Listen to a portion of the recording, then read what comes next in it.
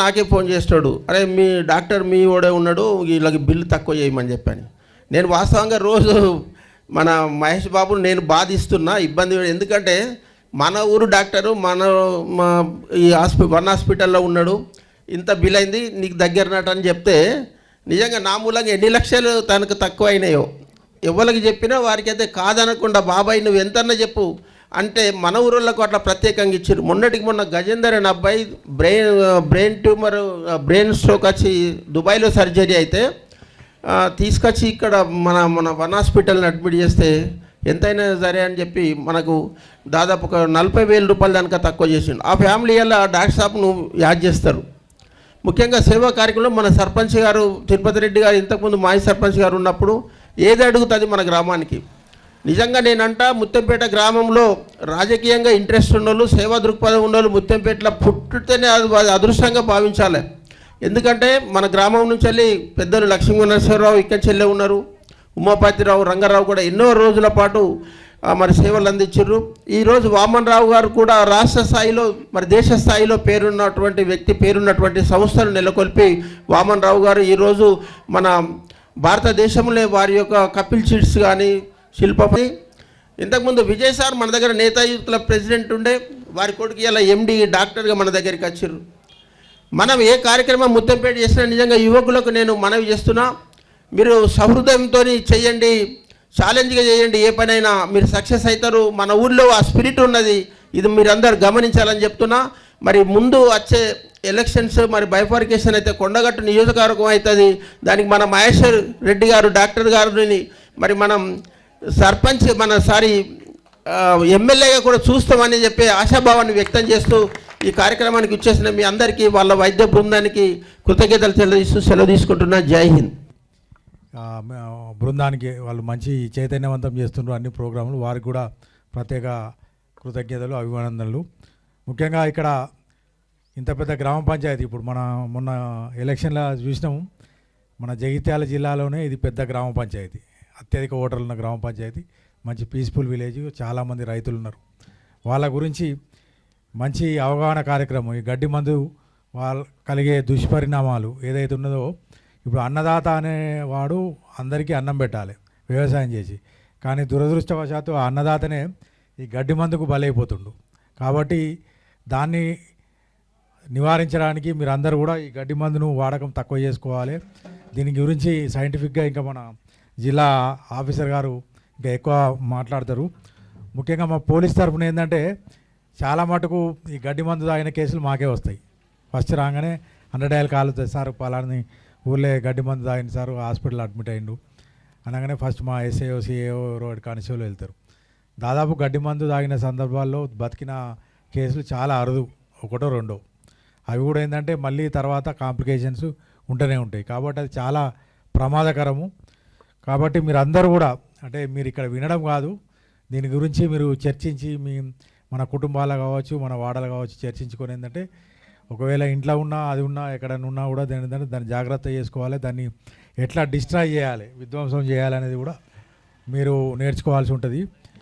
తర్వాత ఇప్పుడు ఈ వైద్య శిబిరం ఏర్పాటు చేయడం కూడా ఏంటంటే ఇది సీజన్గా వైద్య శిబిరాన్ని కూడా మీరు అందరూ ఉపయోగించుకోవాలి. తర్వాత నేను మా పోలీస్ శాఖ తరఫున చెప్పేది ఏంటంటే ఈ మధ్యలో మన అన్ని గ్రామాలలో ఏంటంటే ఈ గాంజా మహమ్మారి అనేది ఎక్కువ అవుతూ ఉన్నది. ఇప్పుడు మీకు కొత్తగా ఏర్పడ్డ పాలకవర్గానికి, సర్పంచ్లకు, వార్డు మెంబర్లకు, ఉప సర్పంచ్ కూడా ఏంటంటే మా శాఖ తరఫున విజ్ఞప్తి ఏంటంటే మేము గ్రామస్తులు అందరం కలిపితే ఏంటంటే మన గ్రామంలో ఏంటంటే గాంజాయి అనేది వాసన కూడా రావద్దు, అసలు గాంజా కాదు. కాబట్టి మీరు మా పోలీస్ శాఖకు సహకరించాలి. ఎందుకంటే ఈ గడ్డి మందు ఓకే, దీనికంటే ప్రమాదకరమైనది ఏంటంటే గాంజా. ఈ యువత అనేది ఎక్కువ దీన్ని గాంజా బారిన పడుతూ ఉన్నారు.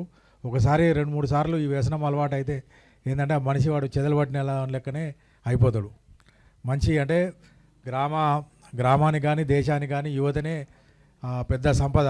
అట్లాంటి యువతరం ఏంటంటే ఈ గాంజాయి అలవాటును పడి వాళ్ళ విలువైన జీవితాలు కోల్పోతుండ్రు. కాబట్టి ఏంటంటే మీ తల్లిదండ్రులు కావచ్చు, మీ గ్రామ ప్రజలు కావచ్చు ఏంటంటే ఎవరైతే మన గ్రామంలో గాంజా సేవిస్తున్నా, గాంజా అమ్ముతున్నా, గాంజా అంటే రవాణా చేస్తున్నా, ఇదంతా చాలా పెద్ద శిక్షలు ఉంటాయి. కాబట్టి దీన్ని దృష్టి మీరందరూ మన ప్రథమ బాధ్యత ఏంటంటే మన గ్రామాల నుంచి ఫస్ట్ గాంజాను తరిమి కొట్టాలి. ఇది మన రాష్ట్ర ప్రభుత్వం యొక్క కూడా ప్రథమ కర్తవ్యం. అందరూ కూడా అన్ని శాఖలు అందరూ ప్రజాప్రతినిధులు లీడర్లు కూడా అందరూ ఏకమై ఒక ఉద్యమ స్ఫూర్తితోటి చేస్తే తప్ప ఇది మన ఊళ్ళ నుంచి వెళ్ళది, కొత్తగా ఎవరు రావద్దు. కాబట్టి ఏంటంటే మాకు సహకరించాలని కోరుకుంటూ నాకు ఈ అవకాశం ఇచ్చినందుకు గురించి అవగాహన పెరిగింది, చాలా తగ్గింది, చాలా సంతోషం. అయితే ఈ గడ్డి మందు వల్ల చాలామందికి దీని గురించి అవగాహన లేక ఇది ఇళ్లలో పెట్టుకోవడం, చాలా రొటీన్గా వాడడం ఇట్లాంటివి అనేది అవుతుంది. అయితే ఈ గడ్డి మందు గురించి మేము చాలా రోజుల నుంచి చూసి చాలా మందికి ట్రీట్మెంట్లు ఇచ్చి కొన్ని వందల వేల మంది పేషెంట్లను చూసి వాళ్ళని బతికించుకోలేక చలించిపోయినట్టు దీని గురించి చాలాసార్లు మాట్లాడుతున్నాం, కానీ ప్రజావేదికలలో దీని గురించి క్యాంపెయినింగ్ లేక అవగాహన అనేది వస్తలేదు. సో ముందు అసలు మనం గడ్డి మందు గురించి అసలు ఎందుకు ఇది అంత డేంజర్ అనేది మాట్లాడితే, ఈవెన్ మనకి పురుగుల మందులు మోనోక్రోటోఫాస్ ఇట్లాంటి వాటికి అన్నిటికీ ఒకవేళ కన్జ్యూమ్ చేసినట్టయితే తీసుకున్నట్టయితే దానికి విరుగుడు మందులు అనేటివి ఉన్నాయి అన్నిటికీ.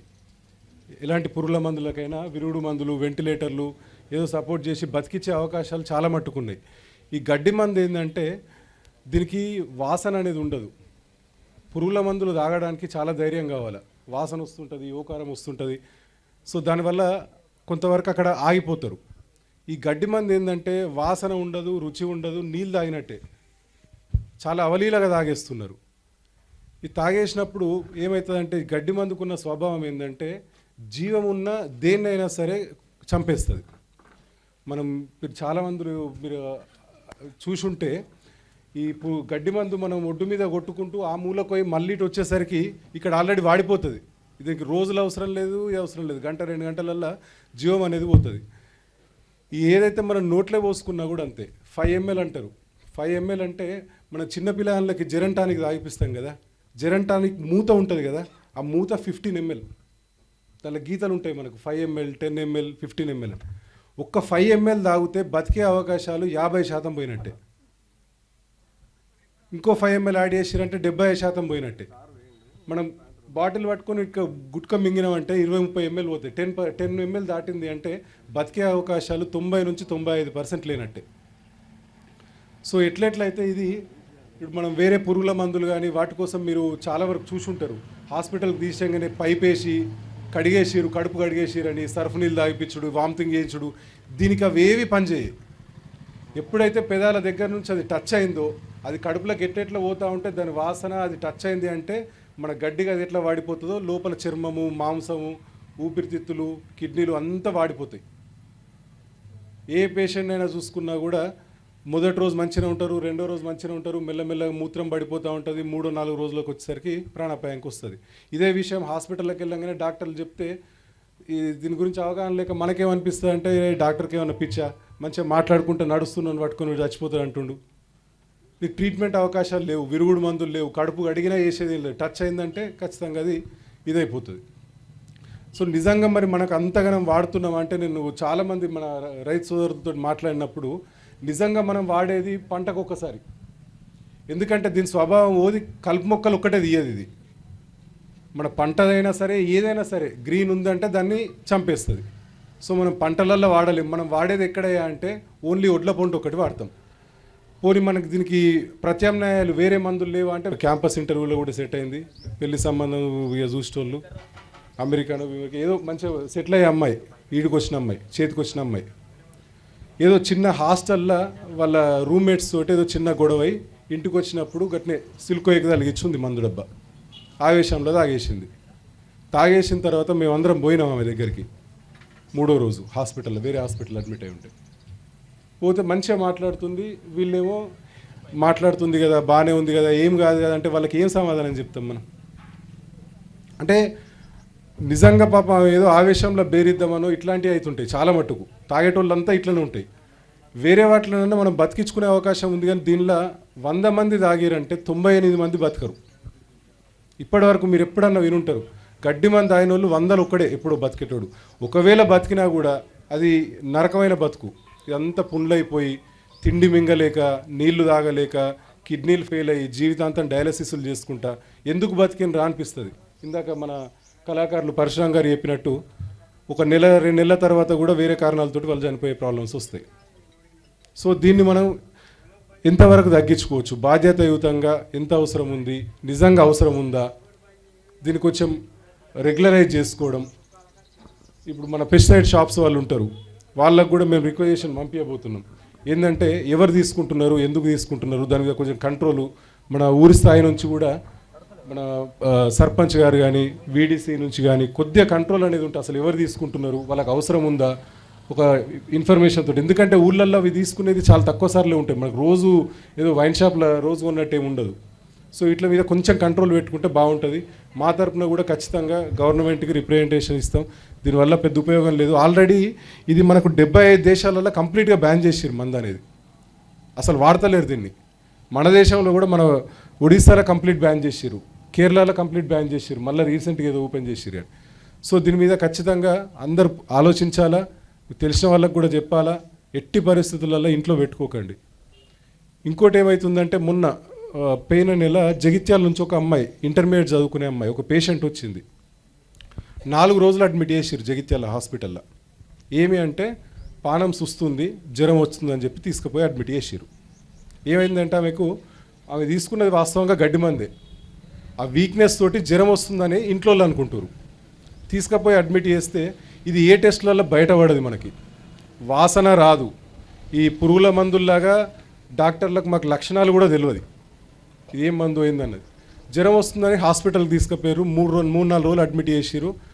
వాళ్ళు ఏమనుకుంటారు అంటే జ్వరం ఎక్కి బాగా ఎక్కువైపోయి మల్టీ ఆర్గన్ డిస్ఫంక్షన్ అంటారు, అంటే కిడ్నీలకు ఎక్కింది, మెదడుకి ఎక్కింది, ఊపిరితిత్తులు ఖరాబ్ అయినాయి అంటాం కదా, అట్లా సెప్టిక్ అయిపోయింది బాడీ అంతా, లంగ్స్ ఖరాబ్ అవుతున్నాయి, మూత్రం తక్కువ అవుతుంది, బీపీ పడిపోతుంది, జ్వరం బాగా సెప్టిక్ బాగా అయిందని చెప్పేసి వాళ్ళు అనుకుంటారు.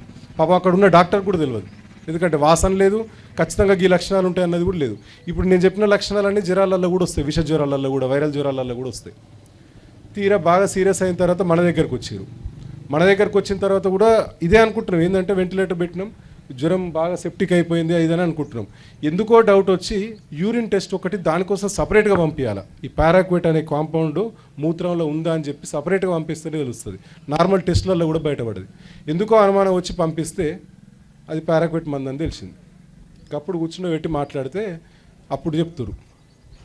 అంటే హాస్పిటల్కి వచ్చినా కూడా తెలిసే అవకాశాలు కూడా లేవు. ఇప్పుడు సూసైడ్ చేసుకున్న మంది ఆయన వాళ్ళు ఎందుకు చెప్తారు నిన్న మంది అయినా అని, ఇట్లాంటివి అనేది చాలా ప్రాబ్లమ్స్ ఉన్నాయి. దీనివల్ల ఖచ్చితంగా అందరూ ఆలోచించాలా.